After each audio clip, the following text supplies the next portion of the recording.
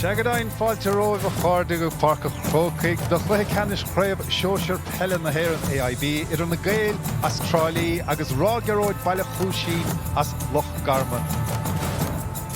An aimsir nútáilta ar fad chun caide an sao Páirc Chrócaigh tróna. Níl sé fleoch, há sé ábhríonn fuair ach níl pog gaotha is séide agus amid súile anna chluithe idir choirithe na riachta agus choirithe Loch Garman. Ima hánta chun an chluithe a phlé tá iarlaach ard bacha sin Charlie Vernon. Charlie, rud éigean speisialta míallar an comórta so an deisiúirta club na beaga an lámór a bheithe cos sa tigmór. Seo lá mór a síl na Peileirí seo agus óchaid mór don na GAA clubanna agus ahan duine atá ag teacht aniu le Páirc an Crócaigh leis an taithíocht a thuirstan na forann seo agus is dóithe go bhfuil siad ag siúil go mór le tlíthe mai agus gur féidir le an cóna thógáil aniu. Tá go dainn agus na slúite takeithe níos ó Ciarraí, na slúite takeithe i níos ó Loch Garman agus níos déanaí tróna beag an Cluiche Ceannais idir bheannach a gcuin idir uachtarard agus machar a chluanna ach ar dúis an Cluiche Ceannais Sóisir idir na Gaeil agus Baile Gearróg-Baile Chuisín. Na fórne a tasnú leis na Gaeil, bhí a lína lán chúil nótáilta ar fad a gcuine chiilbheáin BEO sa Cluiche le Ceannais. Tá gá bhain ile éireann na minúr ag Ryan O'Neill. Tá na dearcha Jack agus Andrew Barry gimmert inmh agus go dainn bheith an tíú duine có fergal gimmert leis ach gortaíocha sa Cluiche le Ceannais. Tá siad anna láidir ar fad timpeall lár na Páirc agus ní an úntas é sin le Bert de fanéal síintear idir chunta Ciarraí an son Diarmuid O'Connor agus Jack Barry. Fuair O'Connor rá faointe ó lár na Páirce sa Cluiche le Ceannais. Tá éana tosathe anna láidir a chomá ó mánaí idir chunta is se Dan Gagan agus tá dó a hocht fachta ag Diarmuid Herlaí sa bheachtas go dísa. sé dar de bhain sa chúne a bríomh neascre héan a héan fachta ge siúd go dísa sa bheachtas. Maidir le Rath Gearróg, well bhí an bádóir Nicky Sinnit bhí se nach mór dochhuiite ar fad sa Cluiche le Ceannais sé gcuine bhlachtú bhíine cháin. Tá tíúrde hard a bhaintear códaí ar an bhir na neamh tá an lán chulaí Peadar in the Mask. Thábháil an lán chulaí ar clé Patrick Murphy rábháide siúráilta sa Cluiche le Ceannais. Chulcearra Brian Cody den Georgia Har agus tá an lechulaí lár Owen Porter ar fanéal an chunta. Fémar tá an fear lár Porte Daniel Martin Carroll. Tá na tosathe anastadéir ar fad ní chuidir a gá iirecht ar fóríl sa Cluiche le Ceannais. sé dar a bolger atá ar an banéal idir chunta a bríomh neascre héanana fithe cethir aimsithe ó hús Craobh Line. Be taig Cody a fuair an bua an puinte an bua dómh sa Cluiche le Ceannais agus tá sé scoráil in na héan chluithe sa Craobh go dtí seo. Se mar sin ní minic chiimiid cluiche caide idir fuarann ó Ciarraí agus fuarann as Loch Garman nach Matthew Cody an captéan na neamh a Charlie. An tuanna hóca le siúd. Yeah, be sé ag dúil le cinnareacht ó Matthew aniu agus be sé Har a bheith gróthach timpeall lár na Páirc an éiad Jack Barry agus Diarmuid O'Connor sú sin anna táhachtach don chluthe seo aniu. Luis an son Jack Barry agus in na hánta Diarmuid O'Connor léach bhí sé gimmart a UCC ag gur an vicigúrim líana chomá agus go dainn bhí sé gimmart an sod a Ciarraí an uirigh. Yeah, sin taithí anna luachhar an sin agus be na Gaeil ag brathar ar Diarmuid an seo aniu leis an líthróid Gaeil timpeall lár na Páirc agus le iad a chur chun tosaí agus leis na nónsaíthe sin a chrothú. Be go dainn agus an fearrthá ag lár na Páirc leis Jack Barry. Gortaíocha ag le dúháinnig im riidir a gine timpeall nó riimiis na nolagan son. Cimid an son príomh neascre Baile Rath Gearróg dar a bolger fear le taithí idir chunta chomá. Yeah, far a fuair cúil agus Cearraigh Chuilín an lá dearnach sa le Ceannais agus sé Chuilín sa tlí a Ceannais a cúig a lein so far atá lárnach a ahan rud a dhéanann an forann seo agus be sé de géirí scórna agus chuid mhór scórna as aniu. Be go dainn agus bhí sa géisteach le chud imreoirí Rath Gearróg ar ina seachtaine agus iad asúil go mór leis an cluiche seo. Sean Lanigan an réiteoir ó fáinethe an bhil ó Hibredarn an son agus é siúd lámór de siúd chomaitheann sa Cluiche Ceannais éon Cluiche Ceannais i Páirc Chrócaigh. Se go dainn agus na léinte as baile ó más maile tá chahabh ag an dá airnan sa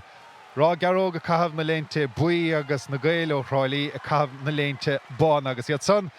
Tasnú chluithe sa i gimmart isteach i Joe Cnochas sédí a an áda leo agus an chluithe tasna agus iad na Carmanig a dul ar an úntaín son leis an captéan Matthew Cody. Caid isteach a Joe na Carnógan son nach an son hir an lán chulaí ó O'Neill agus é an stadair an son. agus seo leis na Gaeil inis be siad son I ddírig tús maith chur leis an gluthe sa.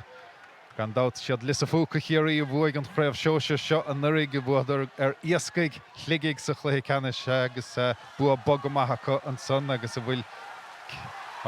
Colíis diant an son Níl an ocras dar bolger de Rath Gearróg-Baile an son agus fear breise mothir an glíháin má chinse seo chun Bernard Furlong pas láimhe Wexford agus tuairt féin scór an son Rath Gearróg agus tuairt féin scór an son bhí Jason Dunn agus an baiste héin Harris an trasnáin an son an dara únsaín agus an chiad scór. Sin iireacht an scáin sin agus tús ítach ón Burnham seo an cinenne luas a bhí acu leis an Leroy Street an lár bhí sé sin Tharbh maihan sin. Bhí go dain agus deanán nuair a bhí an fur na beidir nach iad rábhar na cotíonteachta nó nó gaptar go bhfuil bear na mór idir iad agus an a Gaeilí córa tús má an háchtach dóibh. An tátar gur fad. Má se seo chuún na Gaeil inis agus iad sanna ddíraigh a géad scór a gháilt. Agus iad dul isteach an son an lechúlaí lár Andrew Barry Jahar Jack an dat. Pas láimhe mach an son go dtíormid Hairlithí dúraigh Hairlithí féin scór thoise an hán an son a dul a Joe an son pas trasta an son bhfuil sé maithe Harris an tras ná Níl bhfuil sé an cuaile well ní bheith chaim bháidige mar is le na ghorna bhfuil sé an cán áirithe san nach róris gáil siad an son. Ja, bhí sean acu an sin le chuúlaín eile léad a hocrú híiseach níor leach siad an sean sin. Seo chun bolger ríist agus ní héach Porter agus droch fast an son agus bhí Jack Barry hir chun é sin a ghearra amach cluiche bea oscailte an sa go díos agus é amach ó taobh na Páirce. Seo chun na Gaeil inis gan é an faointe feachta fósachach gan a cháinúmint mithé sin Kieran O'Donovan. An sé amach an son go Ian McCarthy inis gar sé siúd isteach tuair sé bhaige go Diarmuid O'Connor fear mór fada de láidir pas láimhe isteach an sa go Dan Gagan an Tamánaí pas eile inis go dtíon lán tosaíach an éireacht son chlé agus fóríl well bhí sé sin a ríist an darabáta róris das na Gaeil. Sin glúiseacht anam mhaith ar fad tháinig siad ar bhí an líthir jockey tríd a láha agus go scopaí agus go slachú agus cruthí siad an spás bh hinne an cúil sin a éilech mí an sin iireacht anna bhaith. Se mar sin seo chuún Rath Gearróg-Baile Chuisín inis. Agus na Gaeil ráil láidir na cotíonteachta an saach mar sin héin. Níl éon nervhís tá spánta ag Rath Gearróg go dtí se mar sin suas clíthán na Páirc leo. Agus iad bra stadéir ha fé mar a vís rárdúis Matthew Cody an captéan. Baint fa caiid a láimhseálta go siúd isteach sa chuúnig go Eric Cummins siar a ríist ach anna bhlaáil déant an son agus seo chuún na Gaeil inis an bhréithún sí suas clíthán na Páirc leis an lán tosaí Mike Griffin. Right sé siúd siar le a chúil fechan bhfuil feicetár lúnta son hir agus siar a ríiste jo siad. Agus é súntasach nach bhfuil ach éana bháin agus na Gaeil sa líne lánta sach. Man sa clíthán ha Kieran O'Donovan inis dóibh chu dhéanana Kieran tuair sé bhaige go Ian McCarthy. Dar le hat sé sin fel a láimhseáil cúplabáta seo an lán cholaí óin agus well beidir grab Colíis diant an son ar dar a bolger fu sé goile déanach an son agus an réiteir sé sin nimmer te stop ach sin bulle trom a fur sé an sin just I golas jacketí an líhraid is leir aige le seo go luach sa líthe go bhfuil nefracha ag titim siar leis fur an Rathgarogue seo agus dus I géirí an spás sin a druidiú amach ach be sé gide imní orthú faoi an fear seo mar eisi mar dúirtmid tá sé lárnach ahan rud a dhéanann siad go háirithes na tosaithe. Thug sé buile dína cheann an son dar a bolger ach an chumar gúil sé ceart go leor agus be sé ábhirte leanúnta é siúd anna hácht a chéanna fiche cethir fachta I ggé agus é ar fanéal sínsir idir chunta é Loch Garman im líon agus gan dát fearó Ciarraí Paul Galvin I gceannas ortha siúd.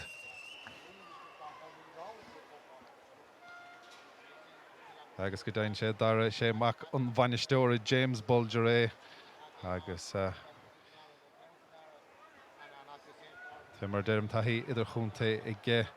femar a haig Bert nó tiúr an son ó Baile Gearróg. Óin O'Neill fós ar an dalamh a gheithar siúd íaman ar an banéal an chuma.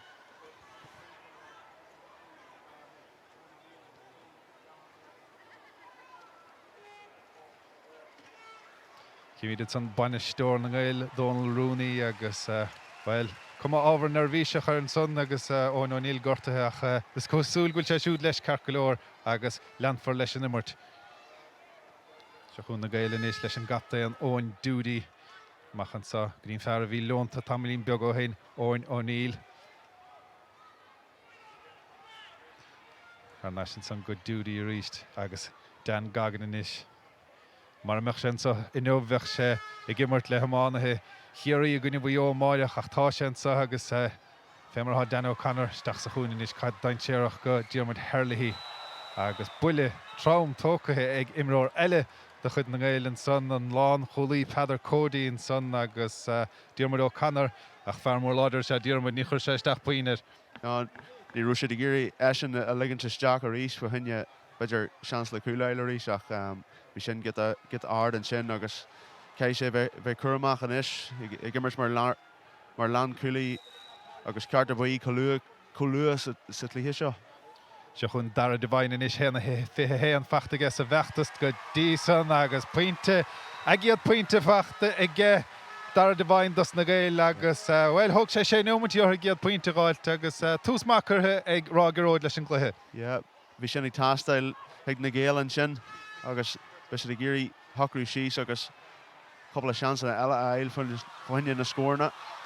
Se chun Rath Gearróg-Baile Chuisín rís leis an blántasí Robert Murphy chiaadúir ag siúd an chaid ina heilemh. Danny Martin Carroll is fear mór láidir é seo Ománaí chuma ach an chaid chailtin son ag Robert Murphy agus beag deis I gceist na Gaeilinn sa fear sa breise go mar an glíháin sé siúd Jack Barry ar a dimmeran sa gan dát de Ciarraí an urig I gluthe Ceannais na hÉireann. Agus saolann sa hanis go dtí Dan O'Connor agus an slí ar fad go Kieran O'Donovan fearrtháis mór an brí anmh go dtí sa chluiche. Agus iad breá fáinach inis na Gaeil O'Connor uair a bháin eile agus a tachan cín inis tá na Gaeil agus pas deastáintéireach isteach sa chuúin son go Mike Griffin a rís chancar bháid I gcéine slóthe Barry inis Harnais go Griffin a dúra Griffin féin sprioc túrtha sé agus geo sé pointe an son Mike Griffin hí chancar bháid I gcéine slóthe ach níonn sé éon botún leis níocht son cóimart anna jasan son agus na Gaeil. Cuaimart anna jas agus glúiseach mai a rís agus be sin de dhé an cinneal an cé siad a bheith fáineach an iad an choras cosintach seo agus cé siad an líthúir de cinneal go dtí go dagan an seans cart. So hagann sé agus ghlac siad an ceann sin. I fachta ar neis a rís de Griffin an son botún nós na cúlathe do Rath Gearróg siar an inis go Dan O'Connor agus a Gartíad an Lord son O'Connor agus O'Neill ó ghuine go duine go deasan sa han immert gagan sleánathe turn sé bhaige go Ian McCarthy a tuairt féin sprioc ach Ian McCarthy á chur son ar chlé agus ar fóríl an dara iirecht ar fóríl agus na Gaeil ach tá na deisna ágrathúcha. Tá na deisna agus cé goil sé lu go leir sa tlíthe seo is leir go bhfuil get a deacreachtaí ag Rathgarogue seo leis na tosaithe a taigh na Gaeil. Tá go dain agus scór na móra chur suas a gceist na Gaeil sa trá ar nó sa chréibh go dtí sa seo chuin a rís iad uair a bháin eile iad anna ghaintéireach an sa tránóna Diarmuid O'Connor inis Bert chun é siúd a cheann sú tin siad siar le gúil inis féchan suas há fear breise há Jack Barry eile histeach má chin siad é ach ní chin tá siad am sa chuin inis le Mike Griffin a ríist agus Barry inis pas deastáintéireach isteach ó ghuine go duine Kieran Donovan Harnais go Diarmuid Herlihy agus Diarmuid Herlihy well iarach da de cúig bheith an son hangaig an cúlaí le sin nach há sé ráite cúpúir inis gom há sé bagáín an glúiseachta tach bagáín ró rist ar na Gaeil. Tá agus tá sé I gobar an na pásanna sin go gcurid agus is leir bhfuil sé de géirí an cinneal a pás cosa a chur tíbhtí leis na lína lán tosaí agus an sin na buthalaí ag ríthas an gúlan an sin. An deacreacht is mó a bhhaí mé le fear an Rathgarogue-Cushinstown an seo. Níl duine bí ag marcail I golan éonar in éan duine ag an eile mar I gobar mar zones mar deartha. Da a cúig tóca a tapig an son ag Diarmuid O'Connor pís a des skillan son nach an lán cholí Peadar Cody an son chun é ghear amach seo chun bolger inis agus strip siúl fé agus iad a dul chun cín pas dasan san go hóin Porter fearile le taí idir chunta se chuin inis an lántasí Robert Murphy é siúd stracathe chun talún nach fós amach tá óin Porter amachchan sa go bolger a ríist anna ghearra sa versa taí idir chunta ige ach iad amacht bra stadéirthe inis teis an luas a bhí Oco Rimirsa Danny Martin Carroll nish Danny Martin Carroll a tuairt fens brook agus Danny Martin Carroll teis a dara pointe a gáilt do Rathgarogue agus písa dascóir mar an sonmhatha. Sin scór inspiraideach an sin ón Lár Páirc or an sin agus scór a bit a scór na sin de dhíthach acu. Bhí sé get a máil an sin an ansaí sin. Seo chuin a rís na Gaeil inis agus seo chuin Damien Burke anna chuthe le Ceannais ige siúd leach na himmartha Ian McCarthy inis agus Ceannais uair bhain eile go Dan Goggins an Tamánaí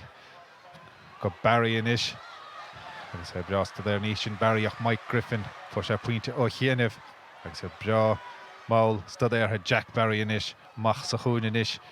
uair bhain eile agus a tuairt fens brook an sundas na Gaeil ibre tí diaag dara Devine agus an dara pointe fachtaigh dara Devine agus iad áthógann bra bog ghóileat nar a bheith an dá fens beidir ach iad anna faointáilta tógann fes an scórna. Anna scóir an sin agus tá sé te cuma beidir níos comparí ar na Gaeil inis inné an Ceannais J bommate agus níl Rathgarogue-Cushinstown i chur brú an méid brú sa bacordá a bheith chur. Anna gháil lá na Parkinson ag Rathgarogue pas das leis suas clíá na Páirc agus fachta an son istéig ag Eric Cummins ach duineach Cluiche Eric Cummins sa gleicid son agus beag chansacha inis únsaí a chrothú ón gic séir se chuin Brian O'Neill an sahanis tan sé steach sa chuineach an aide anna ghear fad an son ag Damien Burke agus fós i seilm na caideach ábhrín dachar acu dul ar an únsaí a gún práid leis na Gaeil agus seo chuin na Gaeil agus an lán chulaí Owen O'Neill é seo má ábalta dul ar an únsaí se chuin gagan inis anna ghearra i ngagan agus amachchan sa uair bhain eile go Ian McCarthy pas das isteach sa chuin an son ag McCarthy agus istígann san tá Diarmuid Herlihy dó hocht fachtaige sa bheachtas sa godéasach an ceann mithe ar fóríl agus sin tíúireacht ar fóríl ag na Gaeil ach hána deisna ágrathú acu. Tásúlagam nach mé sé a géirí sin ag Jerry an tlíthe seo. Bhaim me just ag tús na tlíthe seo go nach bhfuil an Rathgarogue-Cushinstown ag feagail chuid mhór daoine suas na Páirc agus mar sin de tá barna anna mhór le éil suas na Páirc go háirithe a Páirc an Crócaigh nuair tá an Páirc chomór sin. Tá go dain nach fuair an óg Cluiche hiad Rath-Gearróg-Baile Chuisín agus iad maithábalta don spás oscailte seo chuin a ríist iad Danny Martin Carroll agus é siúd anna bhór san nimmart go dtí sa ggóile mór tóca ige go bolger inis an fear eile idir chunta agus siar go dtíon tíú duine Owen Porter tí cín de faointí fachtaigh Porter sa bheachtas agus tucha hin son go Bernard Furlong Bert timpachar an chaid fachtaigh duine ach Cluiche dianta an son Andrew Barry na Gaeil agus deis eile curtha ar bóliagar ag Baile Chuisín Rathgarogue. An fuair son ó cheantar Rosvic trúin is hiad agus bhfuil há cúgur diaag im róte scoráildómh sa tí cín diaag do chluí há imreacha ó hús na Craobh Sóisir i Loch Garman nach seo chuin na Gaeil ó Ciarraí Devine a tuairt fens brook agus Devine bhfuil an count an curtha Harris an tras ná níl há sé sin mithe ar chlé agus ar fóríl Ráfaointe fachtaigh dar Devine go dtí an count an irid na fríide ar fóríl. Ní bheith sé sásta leis na bheith sé sásta go leor goil sé crothú na seansanna seo caiithí sé iad a chríochnú agus mar bacordá bheith níos fuide chun tosaí an seo ag an bombate seo. Bacordóibh ach an cuasacha mád ag Rathgarogue leo mach go dtí na bollies mhór a lá na Parkinson ach sciar na caide fachtaigh na Gaeil agus ag Dan O'Connor é siúd mithe chun talún tucó ag go O'Neill agus iad amach ó ghuine go duine go deasan sa O'Connor níos go gagan agus amachchan sa tharíis go O'Connor uair a bhain eile fear mór láidir sa seo Dan O'Connor fear eile có Owen O'Neill agus iad son inis dul ar an únsaí le Ryan O'Neill. Agus duine sa bhrisin so hinisise go Andrew Barry pas dasisteach sa chúneach ag garhamach go hanamhahan son ag an lán chulaí Peadar Cody agus bhfuil bhí sé sin daintéireach ach anmhartíad déanta gas na cúla hin son. Yeah, Cushins mai agus is ag brisú amach le Lewis an seo. Tá siad amach son ar an glíán tá Bernard Furlong. Agus fuair sé siúd báide sa chluthe le cheanna sé gunne bholach dúmh agus in inach Cluiche an son ar an lán tá sí stólam héin gin Saradánig an chaidisteach Damien Burke díanamh Cluiche an son ar Jason Dunn puinte feachtaigh Jason agus an deisian is crothaige ón gicsair. Sin áthú bogan sin de sé ag feagail Jason Dunn tíomhtííonn sin duine tá contrateach agus tá sin get difriúil mion difriúil atáú le duine gana fáil tíomhtí agus beidir na kickan is síarna eilón air sin ná na scórna. Se go daon dar a bolger inis agus well héanna fé ceathar fachtaigh mac an banistóra James agus well chur fad a hata go bhaich sé an count agus é díireach os córna na Gaeilí amach. Tóg sé na troslóga rinci beag díantaige. Fé mar as dúilda agus gan éon bhatún díanta son ag dar a bolger achiad pointe in Eobh agus sin ar chóscór an sa Páirc a Chrócaigh.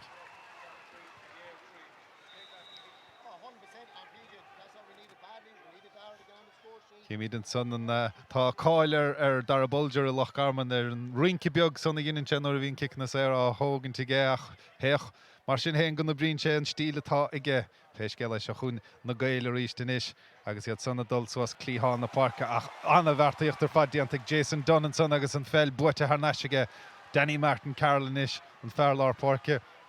agus siar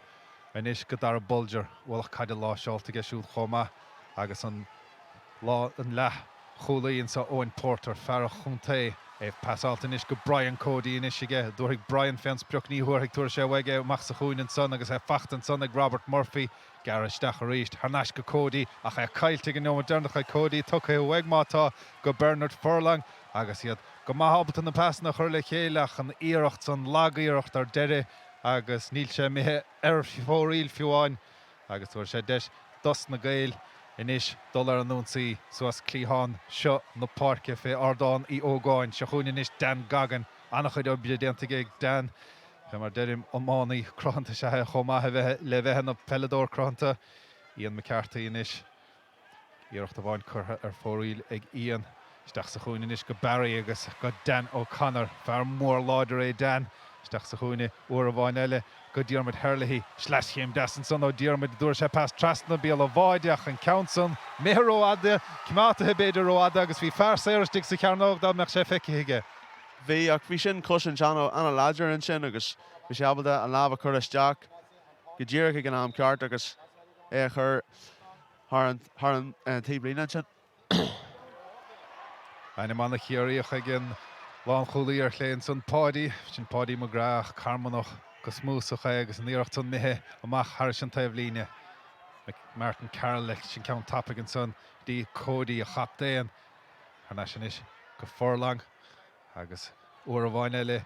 go Tai Cody bhuair sé puintin buas a chluthe lechanne sé túirt fens bruch an son tá Tai Cody agus well snem puintas fear a feici hugann go dtí neu bh Tai Cody. Bhí sé sin ar rós ar fad agus an luas a bhí ag rith leis an líthráid. Bhí sé tríd go fusa go leir an sin agus scóred an scáigh an Jerry. Well pe mar deirim ha puinte fachta ag na ge Tai Cody in na héan bhálta don gomórtas áirithe agus féach go bhfuil puinte fachta ige sa chluthe Ceannais chomá agus tá siad a cimeád leo tá siad a cimeád leis na Gaeil cégur cheaptaína beidir ná díanach.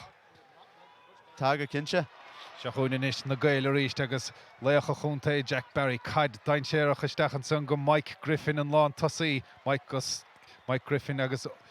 Peadar Cody á dhéachant leis carta buí ag Peadar Slashim Dasso Mike an son agus é sáte sa rám an son agus well ní a bheith an do las ag an réiteúir ach kick sé arthút an son dos na Gaeil. No, bhíon kick sé tiltte an uair sin. Ben na Gaeil ag chuirmú chudmhór seansanna be sé géirí an scóir sin le a hachar hís a ríis.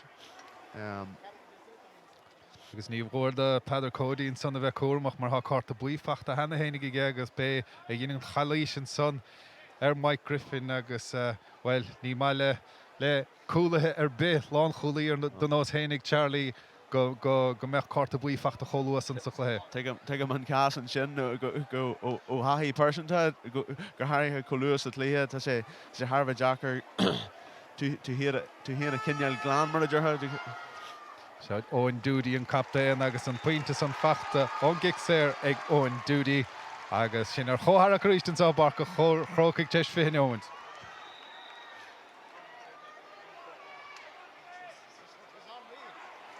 Agus an kick dulta bólaí agur an son an Mádór agus seo chun na Gaeil báta a bháin eile agus Doody a tuairtfein spreach a ríist agus an captain well Roland captain línta go maithad son nach botún an Mádór son chun an sellibh thuairtweig. Yeah, sin scóirín tá an sin leis an cos clé ach an rud a bhaithí mé leis an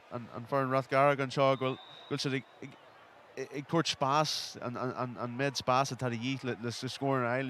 líonn si chuir an brú mar as ceart ar na daine atá ag ghlacadh na scóir na seo. An áda leo ag bhar na Páirc agus é fachtan san ag Ciarraí O'Donovan. Tá san níos go gagan McCarthy féchan suas a féchan bhfuil feic. Bara agus seachún in is ríistead ó a bhain eile le Jack Barry agus buile cuiseach tram tóca hin son ó Jack Barry tití chun talún agus deis eile beidir ar faointe ag na Gaeil an sa. Sin get a éisiil an sin ar Jack Barry ach is dóthaigh go mé seo tíbhtí den réad atá ag an kick siar an seo. Carta buí Bronton son Danny Martin Carroll Farrah gimmarte go hanavas a chluhisa godís agus na Gaeil teis an count na hógan tapig ach well ábhríon ró hapig dar leis an réitó réisiid siar ó a bhain eile agus big deis eile ag dar a Divine. Cháfuointe fachtaigh Divine ach an count an tóca tapig go gagan Divine inis anna bhlaáil déantad son hir ag Robert Murphy an lán tosaí anna bhartaíocht ar fad agus an dain chéir san múchta ag Rath Gearróg agus deise go níos dul ar nún siad Robert Murphy anna bhlaáil an son ag an lán tosaí níos Blaáil uairháin eile an son agus na Gaeil agus é fachta th neisico déach so bheith dain séireach mar Bert ganine á marcáil istíigh sa lína lán tasach agus ar ghuiine son tá Herlaí pas live sa siar inis agus é seo dain séireach Kieran O'Donovan siar uairháin eile go Ian McCarthy a dúir sé siút fen spruch go Herlaí ní thuirthaigh éanacha iad an anamh sta é ar níos Diarmuid O'Connor beidir go dúrach fearach chun ta fen spruch tútha sé ach an countsan a cuacha róada ar chlé agus well tá botún beaga a tachtasteach san nimmer te Rath Gearróg inis. Tá na botún boga ag méú an seo. Ach just cé siad cineal an am at lacu an seo agus iad a hocarí híos agus couple of scórna at lacu go firsta seo sean Allen seo. Well, gagan inis a túr feach spach úntach a bháin eile an son ón lán cholaí Peadar Cody well. Bhí mar dírecha caint fes na botún agus count eile dianta an sellh tu bhtha chu róhearad dá máid a héanach well héchar sin mar bhlaáil ag Peadar Cody anna immertáid anna bhige. Anna immert ar fád agus inspiradeach go ddíreach ag an cúlan sin agus bíon golóir daoine a caint faoin na scórna a Pháirc an Crócaigh agus na kickan na siar sa leheadach tá sin cótáhachtach le scóir a bhí. Céimiad an son anna dí tu isteach ag Rath Gearróg-Baile Chuisín ibre fé cear Mark Power tachtasteach an nonad Brian O'Neill agus well Brian O'Neill a féchan dábhdín bailethe agus well ní nach chuntaachas tócha mar se lua go mas a chluthe agus pógín das fachtan sonnige ón mainistóir ach téiscéil é an chluthe lua fós seo chuin na Gaeil pas bigáinín lubar nach Roadan son I Joe Kieran O'Donovan ach é fachtan sonnistíigh ag Barry Siarnis, Rashad Elehagul, Hundal Hunt Crossig, Jack Barry in it, Torig Jack Fans Brooklyn, a Hitoigach and Countson, Mehe Erfori Lagus, well, Durisha Hieneve Charlie go, Medig Medish to caution the national saw her father tag, Grahuko, Yad Anna, was all Anachidiko, Oscorn Goili. Better Nila Sogan Kajeta Carlo, better Nakwil should Clarty Hillis and Corushaw, will should, you know, Rathgarogue Cudge War ever kind of here the Leroy Jogus beidir níl an spás Ceannais is a bacardá béach. Sin drochaíocht den drochaíocht an sin. Nicky Sinnett an son dul ruthar beag sa dánig go chialchaig agus dúir sé siar a Joe an bhaide. Well, hí na Gaeil rá go raibh an plain céad an plid agusáid ag cíl bhain sa chluithe le Ceannais is ná a bheith an taithí có éir agus bhfuil ha an rud céanna an socha có beidir ná bhfuil an taithí có ar an góras péiscéal é pas deasaisteach an son Joe Owen Dúdí an captéan deis ar bhaid an sochaig Owen Dúdí slash céim deas an so dúir sé fé bhaid in í thuirigh dúir sé fé a fointe agus an count an fachta ag Owen Dúdí an tríú pointe an sonige agus bhfuil bhí chance ar bhaidige. Bhí seans ar bhád agus bhí an spás an sin tíbhtí agus bhí an pás sin Cluiche gurtha isteach ag an Pháirc sin. Uair a bhain eile an seile fachta gas na Gaeil se chuin Ian McCarthy a dúrthaigh Ian fé bhaide tuaithe sé agus an báide san fachta ag Ian McCarthy agus ar úmpú do bhaise pointe agus cúil fachta gas na Gaeil agus bhfuil an bearna son méad a histeach go cúig pointe có. Bhí sin ag teacht agus bhí sé leirithe agin. An gicamach an son a chuig ar stré agus bhfuil anna chríoch an son ó Ian McCarthy bhí ar chuthar fórilige ó chéine bhachníonn sé éon bhotún leis an máide thucín na fointí idir na fórne inis agus bhfuil an ragra inis ag Rath Gearróg-Baile Chuisín caiisiad freagra ag an tibhethe có rim an bhrise le hama.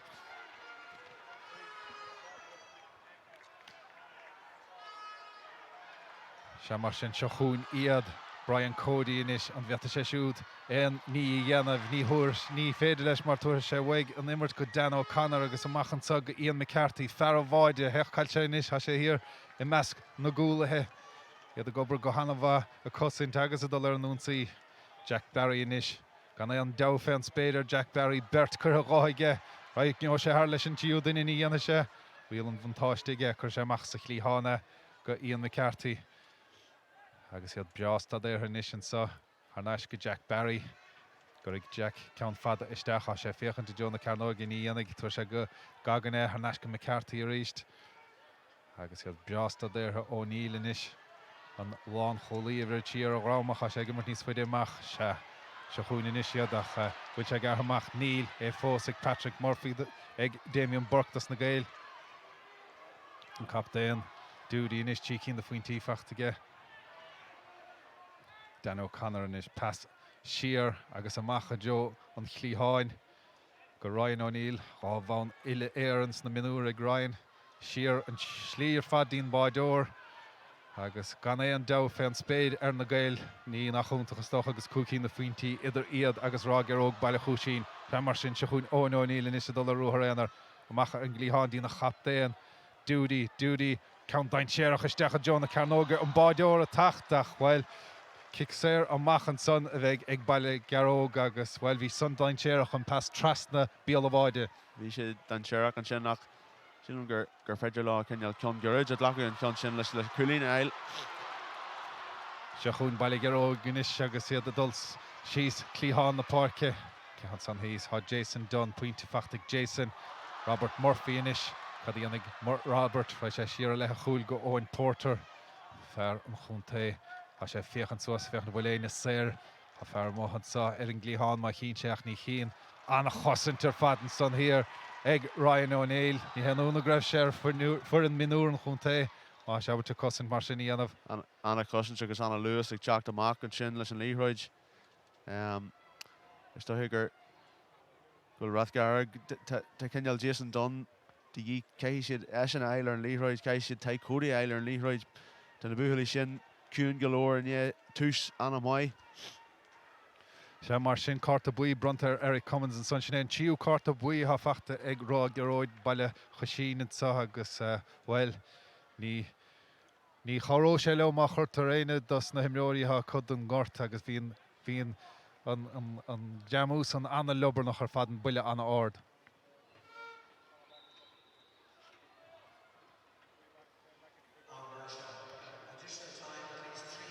Beg Chinomunt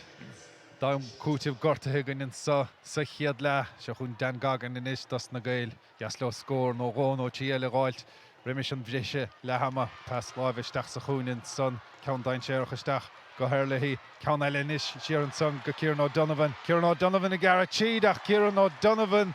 oh well, bhí anna bhrúchar an son ag ges na cosantóirí agus an iirecht mithe fóríl deire ach chance eile bháid an sonna go. Chance eile agus sin cinnneil scór lehan seo go bhfuil siad ag fáil chud mhór seansanas na scór eile ach níl siad iad in an iad a leige chríochnú ach go fáil go tá siad compordach sa tlíthe seo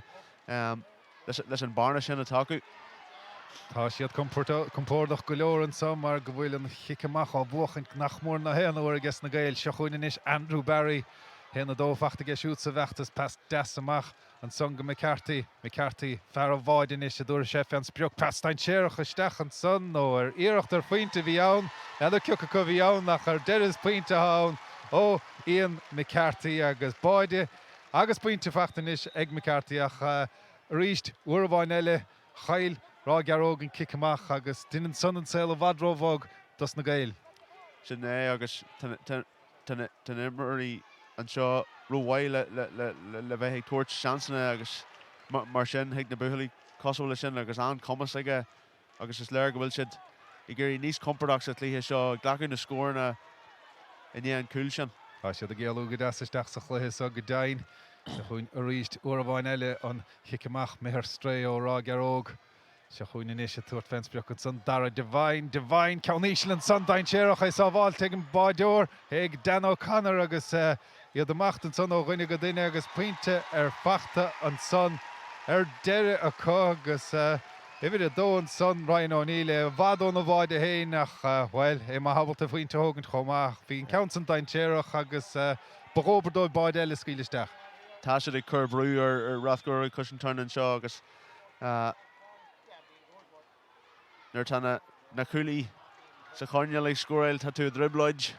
Tá go dain pas mór fad an son ó Power isteach a John atá goig tai Cody dul i John báid agus striptúil fe bhfuil sé tracaithe an talún rial an bhantáiste agus cicéirice an sa dul Rath Gearróg. Well, bhí sonna tastáil go géar agus go dóirtí utha an deis ar bháide beidir agus well anna feasisteach an son ar dúis ó Power agus anna ruthar ó Cody.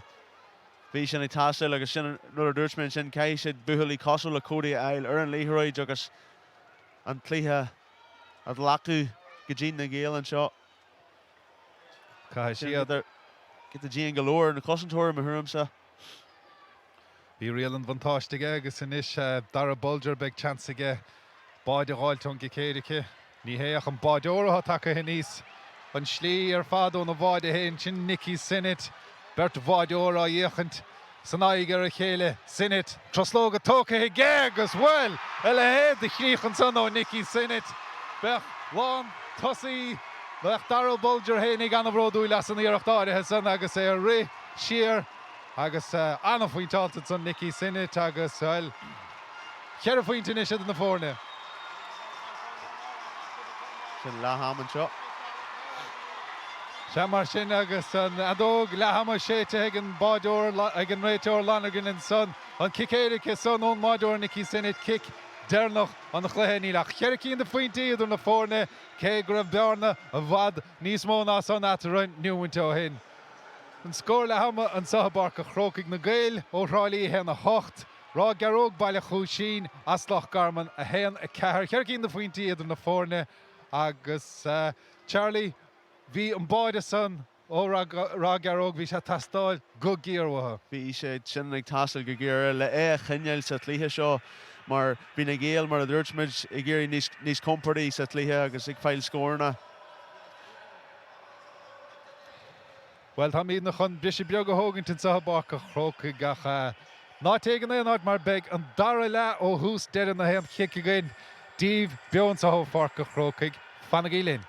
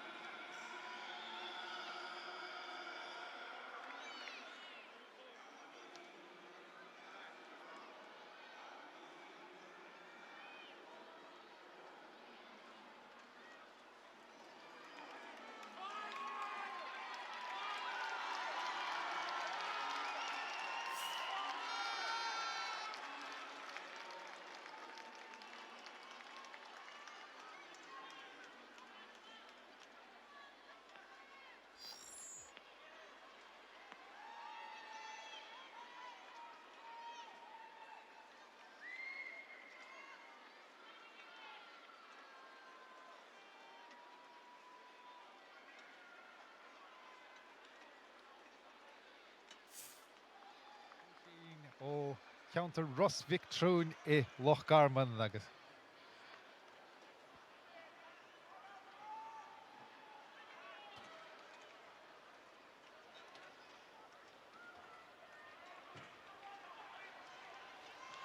Siamar sin fáilte over na se cháda ha míid tí an chaide chaban áda don dara le an so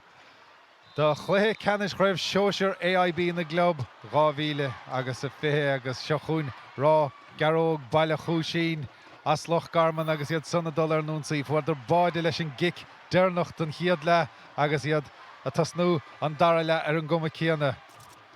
Eric Cummins inis iad amach ó ghuine go duine tas ábhar lugabar nach an son nach fachta ag Cody an captéan nach blacálta síos an son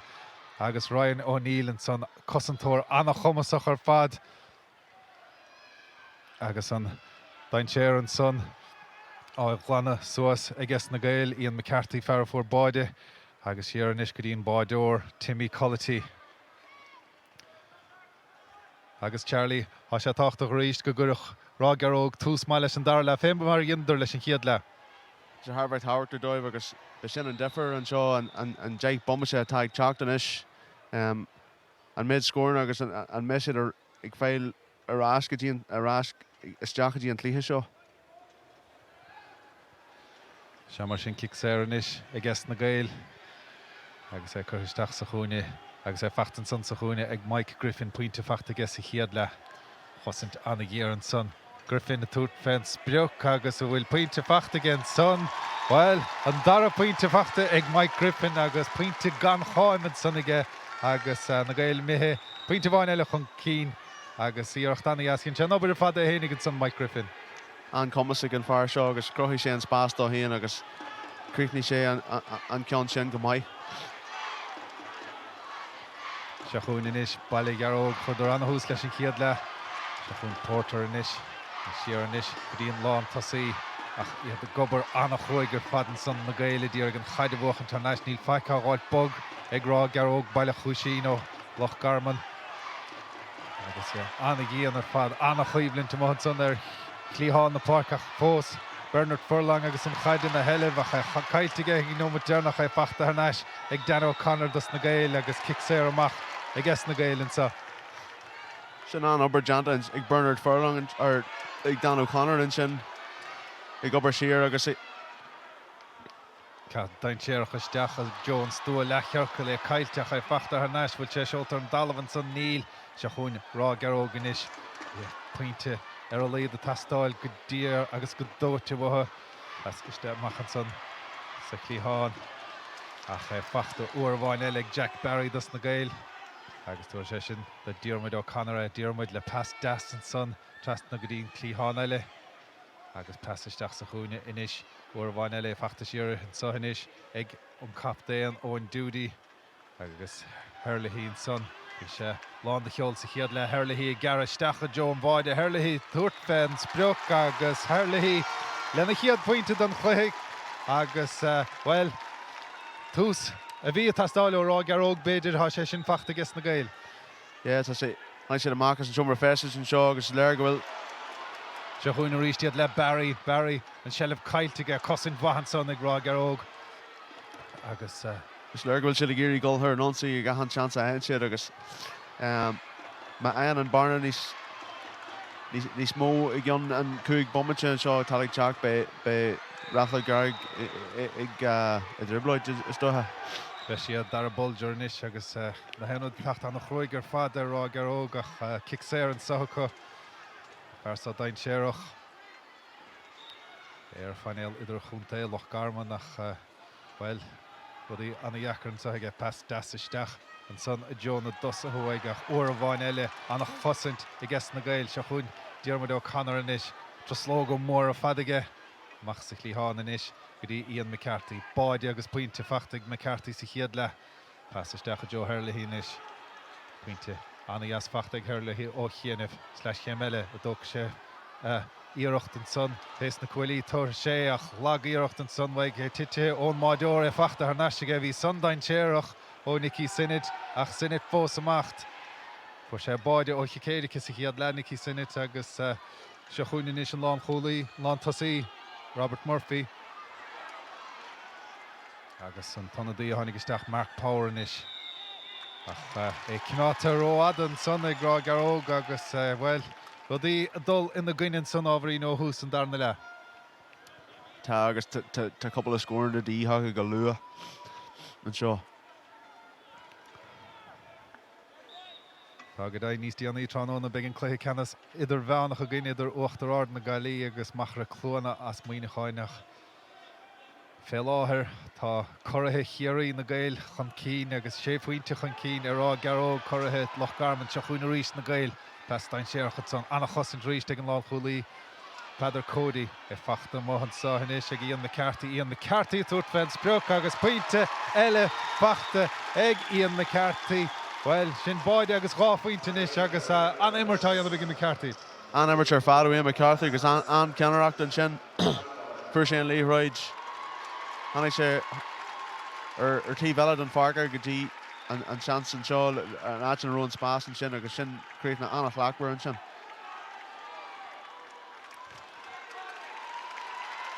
Anna dí eile áthúta isteach ag Rathgarogue-Baile Chuisín an son Páidí mar Craobh. Fágant na Páirc cíimiid inis láithreach cé tháinig isteach na anad chaid buirte a mohan son ag lár na Páirc ag Jack Barry. Cad dain séireach an son isteachtaí Hurley ní léine á bharcáil. Right, Hurley a ruthar I Joe báide Bertcothe daige Hurley agus take her naisiún trasnán siar go Ian McCarthy agus sin éon dara báide le cur leis an dáfuointe ag Ian McCarthy agus well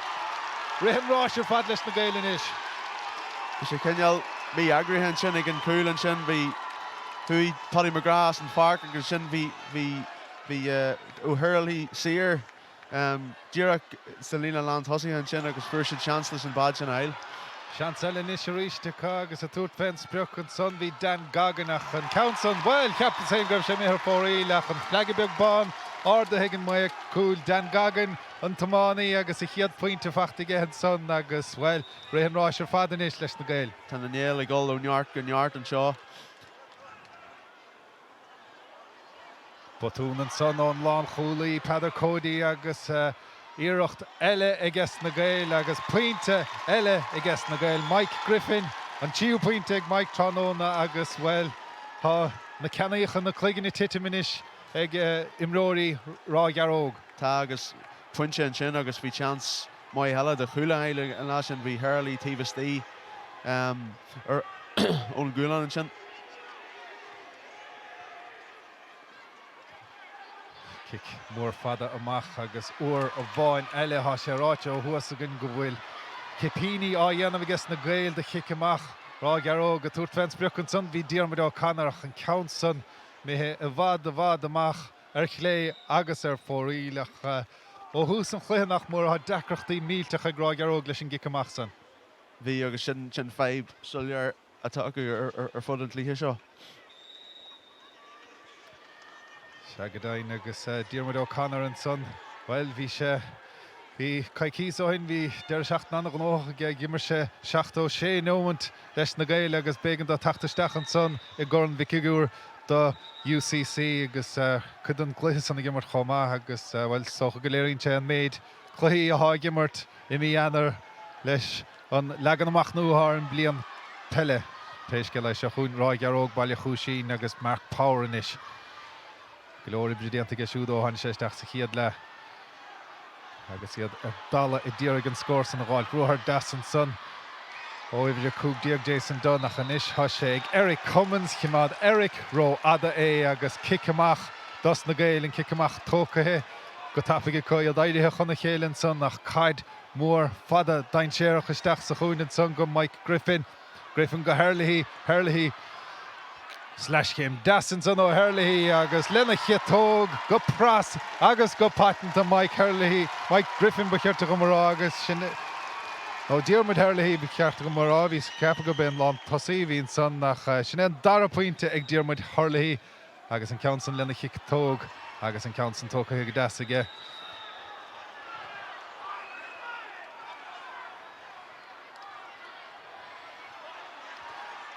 Sé mar sin scór a tastáil go géar agus go dóite ó Rath Gearróg agus sé seo an fear joch ceann dóibh dámach sé níos gcéad an bhaide dar a bolger ach an chaid mithe waig agus bhfuil sé mithe amach níle de an muir taobh líne ach péiscéal é fachta Ceannais agus na Gaeil agus kick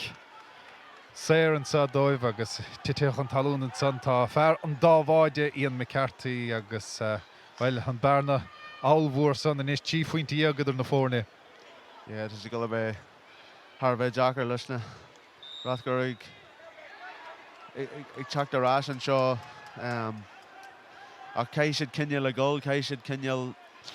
ag obair, cé siad cinneal na seansanna a crothú, cé siad cinneal brád a paróiste, cé siad cinneal a gol ní féidir lá stadi anna. Ní féidir go dainn fud mór in éon fort an gomann lú leascail ná an bród san den Náithgur-Basta agus an club lena gimríonn tú ach se chuún na Gaeil ó thuaisgurt baile hrálaí counter Pháirc na darach agus scata éireann daoine take níos go Páirc a Chrócaigh trána ó hrálaí chun takeúló agus fógraí takeíochta fachta có go chaid an cuman eile i Ciarraí nach mór chomá agus iad a déanamh na díochta ní bháin ar a goman hénig ach ar an gúnta chomá. Iad a dul siar le gúlin is mar nachfuil éon bhór deabhartha Damien Burke leach na himmartha sa chluthe le Ceannais líon smó le déanamh ige an láud ná mar a háin leomh seo chun Dan Gagan in is pointe fachtó chéanamh ige Barry stachan sa go O'Neill cad dhéana sé roiith sé siar go Herlihy le ciúis na bróige agus Diarmuid Herlihy well á sé dúise suas ar fat sa dara lehad sa sna tíú pointe á fachta go Diarmuid Herlihy agus iad á chiáige lena chiatóg agus lena gasóg. Sin éireachs tá sé feicigh thugainn thar na bliantaí tána éirtaí sin a bhhad níos fosan ar tána barna idir na foirne ní ró sé gol thar an trasnan sa céad lá tá sé gol thar an trasnan níos fosa sa dar lá seo. Céimiad an son Kieran Dineen a tachtasteach ar Pháirc na himmartha agus Dan O'Connor á gágaint das na Gaeil. Kieran Dineen bhí sé gimmar tamil le foran umána Ciarraí agus well Dan O'Connor gin seánna chud immartha sa chéad le agus Buna réachta go maith agus sásta go maith chomá hastócha agus fágad na Páirce. Bhí sá obair deanta an fear seo aniu. Bhí sé an áitear an Pháirc a chur a láhaisteach agus i chur túis le honsaithe. Se chuin na Gaeil arís leis an lán chulaí O'Neill há sé ihre tír ó rámaige há sé mar anna bhór chun tosaigh sa chluithe seo se chuin Jack Barry bhfuil se an bán eile a gháilt agus túirt fens breach an báta áirithe son agus pointe fachta ag Jack Barry well an chumar scéal go méid cluithe eile buait ag Jack Barry a Páirc a Chrócaigh agus an bearna son miadathe amach ar fadan is dó sé díag agus na Gaeil héan a ceathar ag Baile Chuisín ag Rath Gearróg-Baile Chuisín. Mín an son Diarmuid Herlihy agus gortathe agus fémar vís rá chéanamh sé cín de faointí fachtaige agus well ní bhaile éine bheith ag iscin gortathe go rógáin a féiscéal le mar sáir mar bhd díontaige inniuh. Leis sé Harvey sása leis an cúig bumid sa déag dearnach an sin fuair sé 3 pointe díreach an éile ham. Fuair go dainn agus scór na móra chur suas agus na Gaeil sa bheachtas go dísa fuair do dó héíag a gine cíl Ceannais go chunta Chrócaigh sa chéadbáta a gcuig mún. Fuair do tí a fithe sa darabáta fuair do tí a tídíag ag lethe Ceannais na mún agus bhfuil tíofaointíag bailóir sundóibh sé seán breise sa chluithe le Ceannais a gcuine chíl bháin ó chunta BEO. Ach lena garta thuirta Rath Gearróg há siad fós a dul ar an únsaí fós i ddíraigh scór nach chur suas seo chun dara bolger fear anna hapaige seo ach blocáil úntaach díanta san ag dara gagan anna dhearmh chuile na chéileann beirt le thosaí láir an son. Agus amach sa chúineann sa bhuair a bhain eile na Gaeil na passanna na kick fesanna hís díreach an rágrád ar anna faoin táta chug gan dát chuidir ceanna mú ar deire agus Peidir Cody tachan cín seo chuine inis ó feidir go dara bolger agus an chosint anna ggéireach mar sin héin an fearlár Páirce Cody an captéan fós amacht bolger inis ach iad fós a gháilt anna dheacair fad éon scór éon spás a chruthún san na measna gúlathe agus hasisiad bhd ruádó an báide seo chuin Redzar Ryan in isfuair se chuig pointe sa feachtas go dísa chun tehaige go códaí agus blacáilinn san nach cuma san mar kick séir isteach a bheitgann sa do Rath Gearróg-Baile Chuisín. Agus ní hé an rún can agadach do Redzar ar siúd agus an mohol mór groige dearagahan sanige Aaron Ryan chucín na faointí fachtaige sa bheachtas a go dísa gin anna daí agus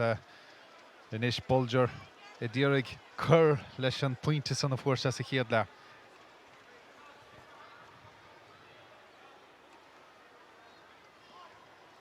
Tógann se na troslóga agus an countsan pointáilta ige agus an chiad scór sa dara le an sod do Rath Gearróg-Baile Chuisín agus tre simar go maithad sa dar a bolger bhí mar cain fé riimiisian chluitheach a chumas nachta ige go maithad sa tránóna. Yeah, tá sé Harbh Jackar de dar an sin tá sé amachchan sin ag deanú a níhilach nuair atá an na Gaeil cóláidir sa táisiad agus tá sé ggóil an tamar fad agus a cúbar brúartha agus tá ahan daine i ggéirí eisian na cinneal ciúin mar tá mé lán cinse go meisiad i ceannsfaí rú sé i ceannsfaí dar buildir rihantlíthe seo go gaidh sé é cinneal ciúin agus tá sé Harbh Jackar mar tá tú a lár rud atá ag ggóil an olclasin sin. Anna díocht déanta an san I gceist na Gaeil tá bhí ceardíag Mike Griffin I fágan na Páirc agus chearcín do faointí fachtaige. I bhí hochtíag James Loam takeisteach na áit agus I bhí tí an lán cholí óin ónéil a fágaint agus I bhí an nédíag óin Walsh takeisteach ina áit san agus bhil a gcion hénig díanta ag Mike Griffin agus óin óníl dus na Gaeil tróna agus kick séir isteach a bheitgann sa do Rath Gearróg.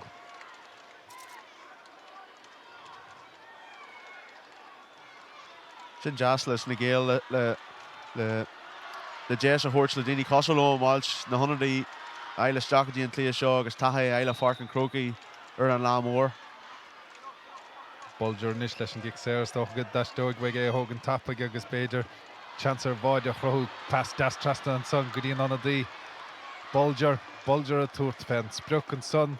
ach an count son. Eric yes agus ar fóraí cimí den son. Ali Bolger gúsa thugann siad air agus á sé ráibhlíonn agus rá scór agus well cuma an aclí fósar. Yeah, tá sé fáil abal immert an fear sin. Níl sé críne go fáil.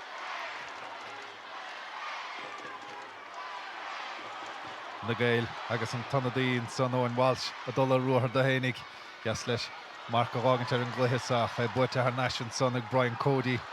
Ó halló fan eilm sun le cuasaí amánach Peile crunta é seo leis agus kick séir gnóthe an son ag Baile Gearóid ag Rath Gearróg ach Hurley an son bhí cluicheanna bheith ag Diarmuid Hurley go háirithe sa dara le. Yeah, cluicheanna mai an sin go cinse agus leis is sása leis an obair atá deanta ag an nniu. You get the cushions mai ag Brian Cody an sin. Le Rath Gearróg ag teacht amach leis an líthreid agus mar dúirtmen sin cé siad cinneal le gol agus cé siad cinneal na iireachtaí sin a chur isteach. Bhí did sanna fágan na Páirc an son há Dan gagan annach chuige Dan chomá dara rion na tachtasteach an na áit agus chances tóch agus de seúirt a gas na Gaeil fé mar darn tú dus na himreoirí atá tréáil fan na blian na mór a fada seo lo well chance blaseáúirt a Pháirc a Chrócaigh go chud pastain séireach isteach an son go dtíon stúil le churca go dtí duine dus na honna de hin son nach well dar a rií teach take isteach agus ba gáinín fuair beidir an countsan méthir clé agus fóríl.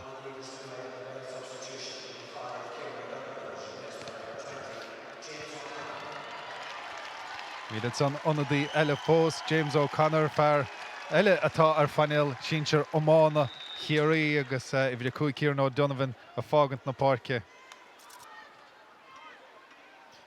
Agus an kick amach tóca hin son agus fachta capta na fórna Matthew Cody iad ar dala I ddíreach scóráil seachún Bolger siúd pastain séireach isteach a Joe na Ceannais ach anna chosint san hir fachta ar náis ag Bolger agus ó Bolger go Cody ar náis ag Bolger uair a bhain eile uallach caiide láseálta go Bolger in Porter inis Tás dain séireach an son I Joe na Carnoig agus fachta in sonnaistigh ag forlang fuair sé báide sa chluithe le Ceannais ach bhfuil an count son mithe dheis agus fóríl ó Bernard forlang agus bhfuil is tócha go bine an ceart ó cúpla caide scaoileisteach agus chance béidir bháide chrathú.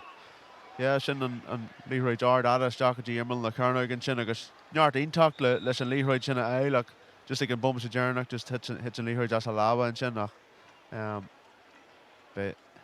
níos móda na couple of bad í hacu. Be go dain Berna olbhór idir na fórnin is. Agus na Gaeil fós ocrasach fós a túirt fé se chuin Andrew Barry tras lo go mór fadige siúd agus bhfuil tugann sé Ciarraí is go McCarthy as dain séireach an isteach a Joe Herlihy bhaid sé count san beidir bháin roiad a níl mar has sé fachta ag Herlihy agus siúd slash céim a dúir sé fensbreach ní thuaigh tuair sé bhaige agus a túirt fensbreach an báta áirithe son de bhí dara divhainach an count son mithe fóríl dara ciún go leor inmh gáfaointe fachtaige pu sé cheir cín so chluithe le Ceannais agus héanana fithe héan fachtaige ach bhfuil má bhuan na Gaeil an chluiche agus sa dearthach go mthaigh bhfuil is cum le siúd cé méid pointe fuair sé cho fad is go bmthaigh go fuireann. Yeah, for sé cudhór scóirna go dtí ribantlíthe seo go dtí sna tlíthe eile atá ag teacht. Pas an bagáinín roiad do Redzar an son agus cic sleasa bheith an sa dus na Gaeil. Well an na Gaeil countdas na fórne is óige I Ciarraí níor bunaíoch iad ach da had blian óhain 1978 an daobh thuaig do bhaile hrálaí fé mar deirim agus well ról speisialta ag Gaeil scoil bhí casmuoine drálaí sa bhuireann agus sa chumann sa há séisiir díag ar an bainil inmh the ar scoláirí scoil bhí gasmuoine agus cuidas na bainisteoirí agus na ránóirí chomá té freastal ar an scoil san agus well lá speisialta is sé sin do Gaeil scoil bhí gasmuoin chomá agus tres líimiid é sin lo.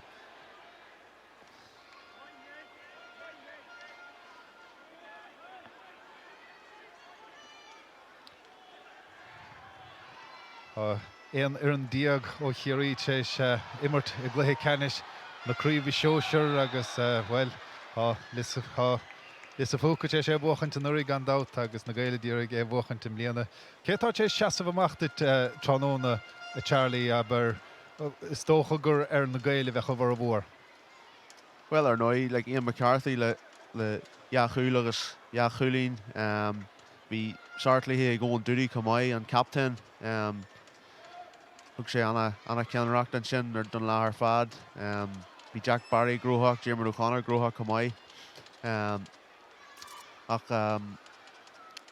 an típ eile an sin like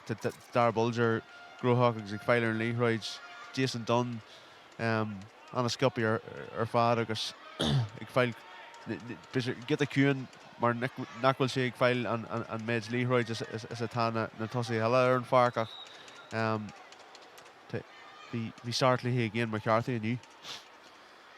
Dar a divhain is chun an kick séir sa thógant chun iirecht ar a siú faointe agus an count son fachta ag dar a divhain agus well dó a seachtaíag sin tí faointe is fithe chur suas a gceist na Gaeil inis agus héanna hocht sin hochcín do faointí ag Rath Gearróg. Téan differs mó bhaithí me sa Darnaland seo bhfuil a bhád níos mó spás na tosaíthe na Gaeil agus áspás an sahanis ag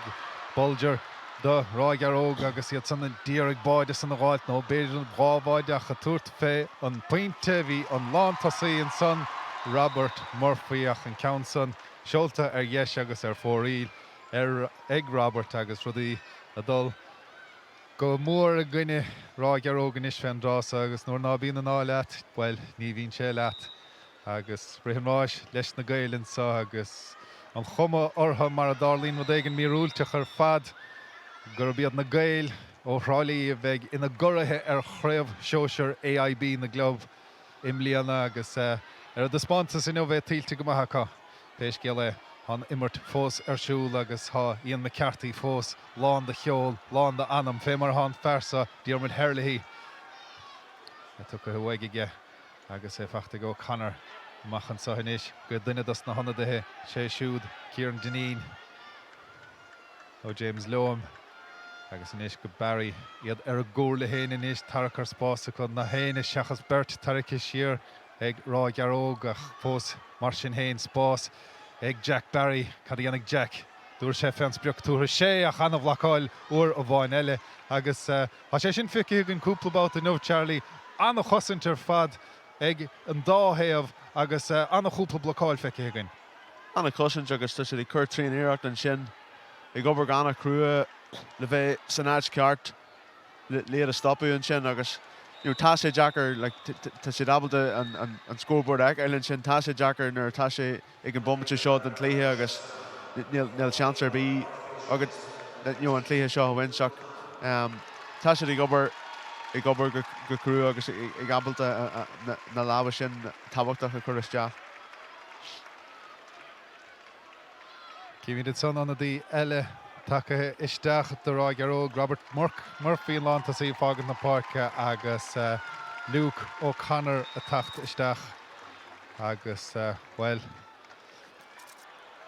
iad a dul ar núnsaí ó a bhain eile le taigh Cody taigh fu sé pointe sa chiad le agus iad ar dala I ddíraigh pointe eile ráit an sos a dara leach an Counson a ríist eile ar fóríl ví sa rá na fuair na chuidirach ráireacht ar fóríl sa chluthe le Ceannais ach rudaí dulta na gine in sa ach Péad a Harlín tróna tá an náid sna leabhartha staire buinteach ag Rath Gearróg-Baile Chuisín mar gur bíad an chiad fuireann ó chumann Peile I Loch Garman win Craobh na hÉireann cluiche Ceannais na hÉireann amach ag éan grád agus well be sé sin le hín sin godó acu agus tílte go maithe acu ar an bua a bhí acu sa chluiche le Ceannais a gine molachtú a gine chlanangail ó chun enamí riimiis san agus drochad na sionna Craobh Chiaráin agus móin chuin chomá ach na Gaeil rihan ráis leo agus iad sanna dul ar núnsaí inis le James Loam agus gan é an daabhartha fémar a bhí sa rá mar go bhfuil an chluiche sa buaite agus buaite glanacha ag gaidí dorachan sa inis a Páirc a Chrócaigh.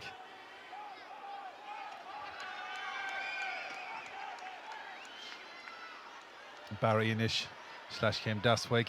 Bert díraige bharcáil ach iad amach sa chúine ochras Spáint agus na honna de háinnig isteach táistí motha son a marca rágant ar an gluiche sa dar a rion ar ghuiine son agus san léana strachathe siar an son ar Diarmuid O'Connor agus well Luas Gaeil scoil bhí casmin é siúdar duine dus na híor scoláirín son fé mar go daine há Jack Barry clíánach leis ag glár na Páirc agus anna mar díanta ag Diarmuid an son agus is tócha go mé míad agiscint siúd le Kerry níos díomí líana anna dí eile a tachttaisteach do Rath Gearróg agus deise áthúirta go son dá nimneoirí immertan sa Páirc a Chrócaigh sin Paddy Barron a tachttaisteach agus well dar a bolger Dhéann sé iirecht, dhéann sé gíthal agus well a chríbristeach mar sin héin, ní cheart é an náide bheith ar dhéann sé gíthal agus well na Gaeil níos fearr ná iad ar an lá. Sin é an fearnas fearr tá na Gaeil gan d'oitar bí faoi sin agus bí turas ionach acu am léana agus ní anna sé dearmad ar sin mar dúirt tú bhí couple of buanna anna starhfuil acu tíbastí de Condaí agus tíbastí de Cúige Lion. Agus an bádóirt ahrathe có chomá agus a ríis deisiúirt an bádóir a bhí stochas itar mín seo hús na blian agus siúd be sé le rág ge siúd go nimmer sé I Páirc a Chrócaigh sa cheann ceathrú agus anna dí eile fós tachttaisteach an son I bhí fiche tíad as na Gaeil sin Paul Daly agus siúd a tachttaisteach ach iirecht a bháine le chutha ar fóríl. Agus an capta na fágad na Páirc son das na Gaeil ón dúdaí agus well tícinn de faointí fachtaige agus anna immertíantaige.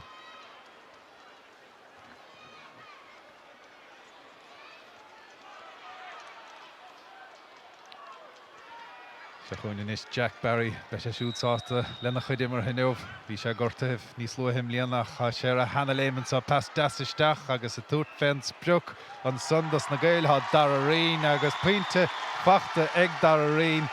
agus bé sin an scór dar noch Nílach níúmid fácha gná amach beag am cúteamh gortathe gin níos déanaí is tócha. Sin scoring talk one far on an sin agus mar dúirsmin sin an Jess le bheith gimmar se Pháirc an Crócaigh agus ní bhíon agat ceanúr a bheitú arás. Se chuin inis Rath Gearróg agus iad a díraigh béidir báide a bháin eile nó scór a bháin eile a gháil teach an son hir há an cosantóir agus sin é Ciarán Dinín agus well an chléasach síochnathe ach mar sin héin. Ó cáid starúil dus na Gaeil agus iad i díraigh an rud a dhéon lis a fúca inar ag dhéanamh Craobh, Sóisir, AIB na glob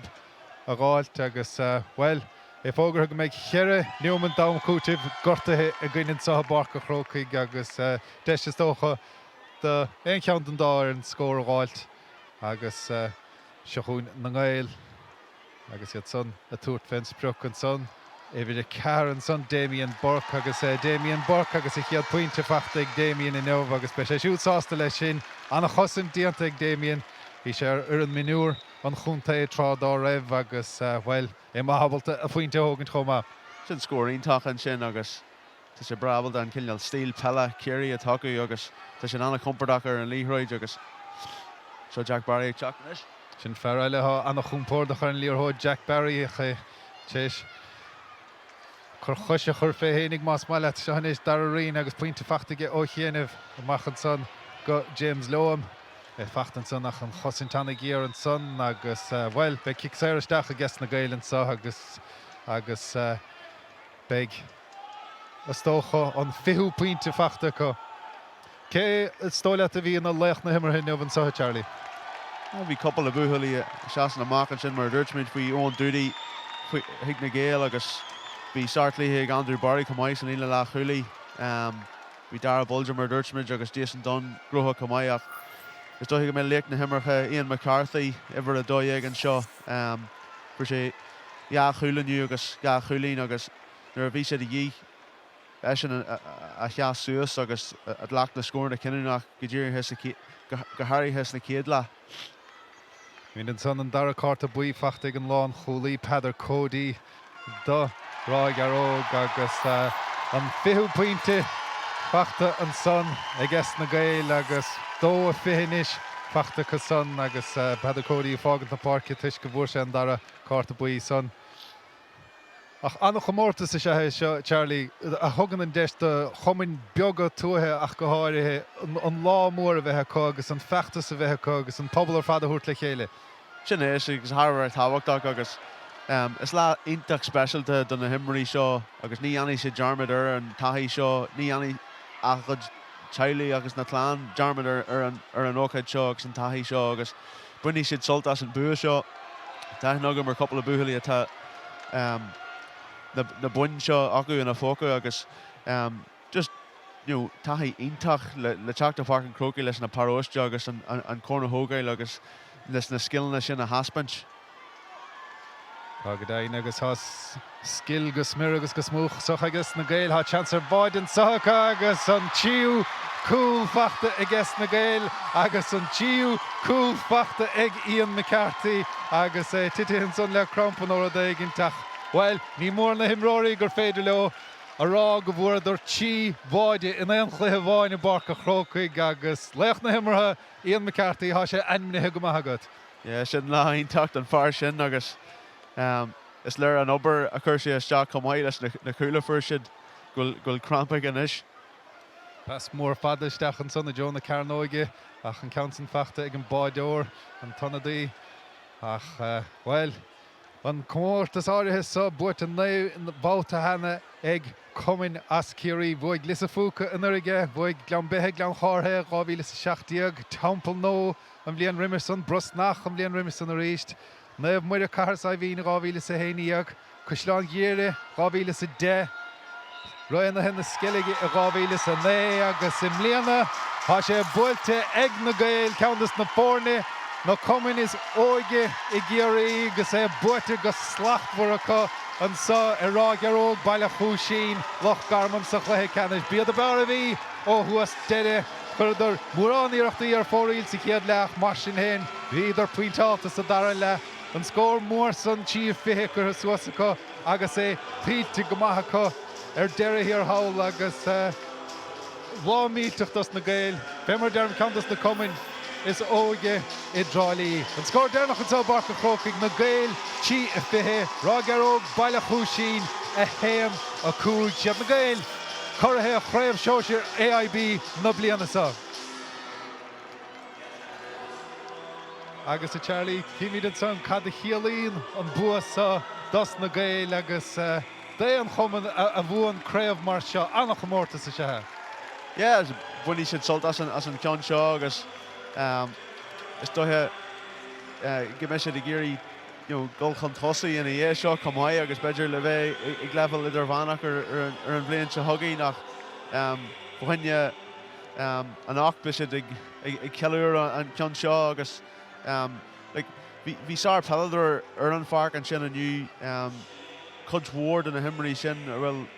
na skillna le acu, luas acu agus an aclaí ar fád agus is rud maithe agus taithí iontacha donna go háirithe donna peidir óga agus na buaí a taigh teachadí dearú a gar an peile comhaid leis an taithí sin agus an bua sin a éil mar is féidir le bheith Har a bheith pródú as a go níireachtaí. An banisteoir an son Donald Rooney agus chlab go chlós ar a chosásta le dú go bhfuil an chorann sa buirte acu. Feachtas fada a bhí acu ach mar sin héin. An cumann fémar a bheith teilech mór a bháin in neamh agus slua mór take níos as Kerry agus well, níd an géadú riamh an árán san Rose of Tralee á chréile os an sa os ciún Páirc a Chrócaigh agus títe go maith ag na Gaeil óthrálaí. Idir níos fearr is tócha na Carmanig ó hús deire ach mar sin héin lámór das na Carmanig chomá ní anna siad san dearúd ar an lás a go brach agus ar a bheachtas chomá agus iad tréis buchant ar le héadí Rath Gearróg-Baile Chuisín agus Clan Gaeil ó chunta na mí agus molach dómh ó muoine cháin anna achtas acu do chósaí Peile I Loch Garman agus is a BEO sa ráis siad as sa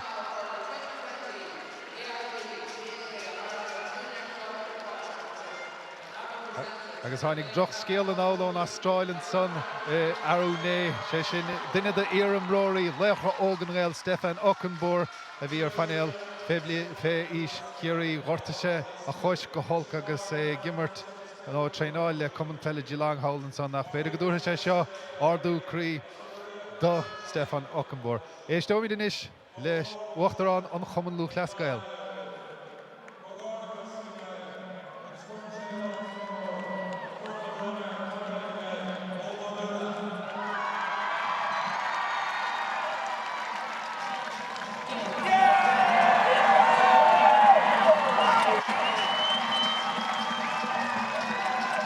Captain on duty cheeking the pointy fachta ge hennev agus roll an captain línta go maithe ge hennev agus well is hásta agus é stómanis lena óráid.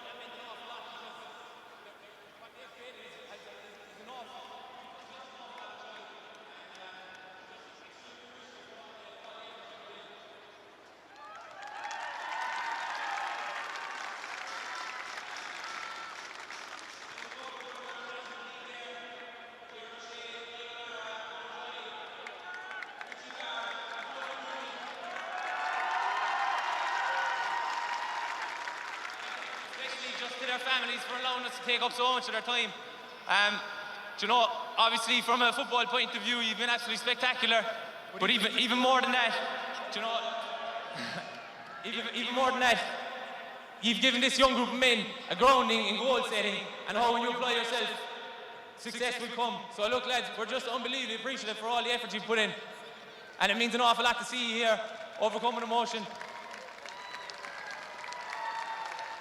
And just before I forget there, a buddy of ours there, Stefan O'Cumber, he got some desperate news this week, just on the injury front, just to let him know the whole club is behind him, and you know, we're just giving him support, and we know he'll come back better and stronger, so I'll leave you at that. Hammer Shinun, Judy Captain, O'Reilly, agus an Curran, Ordaigh agus an Buas an Tílte Gama, agus na Gaeil. Siad na Gaeil, Craobh, Craobh Sóisir, AIB, na Peile, Imliana agus Tílte Gama haka. Charlie, vidar nís fearó, who's dead?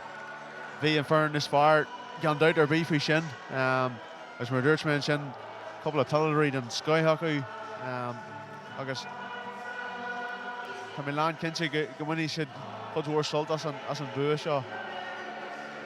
Ní minic aon tú go fada le Pháirc an Crócaigh le club. Agus an deis le tlán agus le cairde le teacht chun takeíocht de thuirtá agus seo lá speisial donna buachailí seo. Se go dainn agus maithe an aithne gom buinte Ráilí, well, beg ard feg Chino ceard leiant agus sin Tílte go maithe iad an 10 bhuiir an as Ciarraí a tééis an Craobh áirithe so a bhuachant agus well, fórne cumin as Ciarraí in na maistrí an gomórta seo ó bunaíocha roinn blianta ó hen.